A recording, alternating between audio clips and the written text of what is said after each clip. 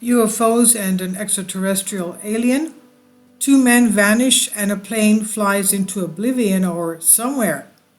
In July 1952, a very weird event began in Racine, Wisconsin.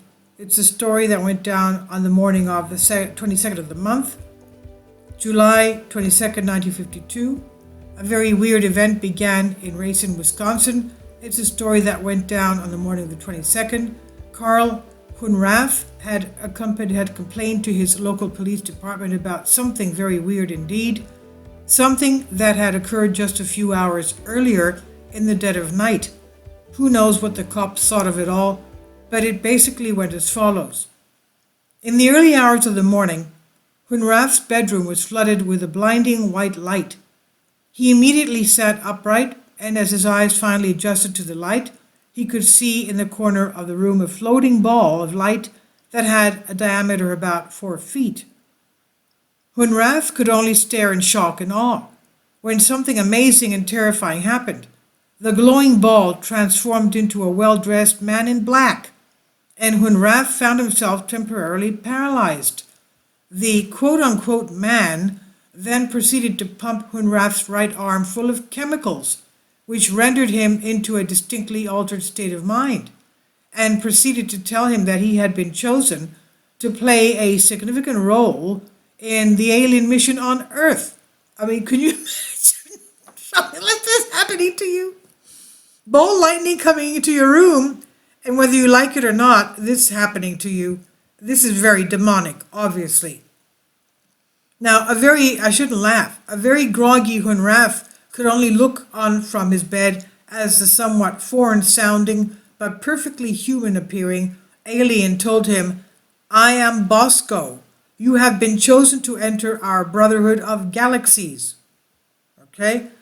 So, the suit and tie-wearing Bosco advised Hunrath that the brothers from beyond were deeply worried by our warlike ways, and so action had to be taken against those dastardly elements of the human race that wanted to spoil everyone else's fun. There was not to be any the day the earth stood still style ultimatum for one and all. However, nope, the aliens wished to recruit sympathetic humans to aid their righteous cause. Or more correctly, get someone else to do all of their dirty work while they lurked safely in the shadows. And as Hunrath came to quickly realize, he was now one of the chosen. In other words, he didn't have any say about it, but there was more.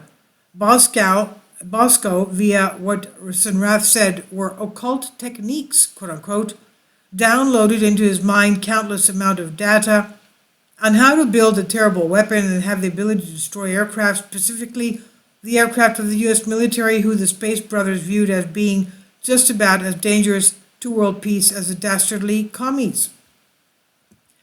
"I am Bosco, and that will be its name too," boomed the alleged alien. "I am Bosco, and that will be its name too." That's what he said in reference to the device that he wanted Hunrath to not just build, but also to deploy. Far too stunned and drugged to move, Hunrath could only watch in a mixture of befuddlement and shock as Bosco then turned his heels and left for his, one might be inclined to assume after an experience like that, flying saucer. There was no amazing, beam me up Scotty type exit for Bosco, however, for a ball of light that shape-shifted into a human-like extraterrestrial. So this ball of light shape-shifted into a human-looking extraterrestrial. Bosco had a very down-to-earth means of making good his departure. He pulled back the curtains of Hunrath's bedroom window, clambered out, and vanished into the depths of the early morning dark blackness of Hunrath's front yard. Hunrath had assured the police there was no way he would even consider building Bosco and letting it loose on the world. The neighbors were soon complaining of strange noises coming from Hunrath's garage day and night. And at least 3 or 4 times a week, he had a visitor who stayed for hours on end. He was a local, William J. Wilkinson, a subservient, Igor-like lackey to Hunrath's escalated Dr. Frankenstein. On a morning in early August, FBI agents made an unannounced visit to Hunrath's place of residence, demanding to be shown what it was that he and Wilkinson were working on in the garage. Weapon or not, to the FBI, it appeared to be nothing more than a collection of radios and speakers and cables strung together. The somewhat bemused agents said their farewells and left. Had they been born into today's world, they might just as well have texted their boss, Hunrath Bosco WTF? Whether or not Hunrath may have anticipated getting such a visit is unknown. But what we can be sure of is that Hunrath was now a man on a mission, and with the bureau boys snooping around, Hunrath had no choice but to head for pastures new. There was only one way he was going to achieve his goal of fame and fortune and do the right thing by Brother Bosco, the extraterrestrial. It was time to say adios to both Wisconsin and the FBI and head to where all the alien action was then taking place, California. Hunrath and Wilkinson soon hooked up with the major players of West Coast ufology at the time. That included such contactees as George Adamski and George Hunt Williamson, as well as a number of UFO researchers and investigation groups. All was going well until November 1953. That was when things came to a mysterious and ominous end. It was early on the morning of the 10th that Hunrath and Wilkinson rented a compact aircraft from a local airstrip. The airstrip. They headed off for what they claimed to several colleagues just 48 hours earlier was to be a face-to-face meeting with a group of extraterrestrials connected to Mr. Bosco. Although the pair was seen taking off from the airstrip and headed in the direction that would have set them on a course for Palm Springs and Joshua Tree, they were never seen again.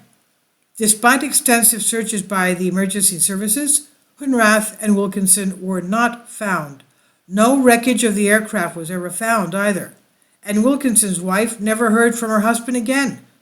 They were gone, as in forever. Overseas, into a mountain, taken by ETs, there's not a single solid answer anywhere in sight. And this is by Nick Redfern on Collective Spark. Please leave your comments. Thank you for your support. Kindly support my Patreon account. The daily posts are 5 videos daily, and they are totally different from what I have on my YouTube channel. Thank you so much for your support and that you find all my content so interesting. You'll find the Patreon account details in the description box below.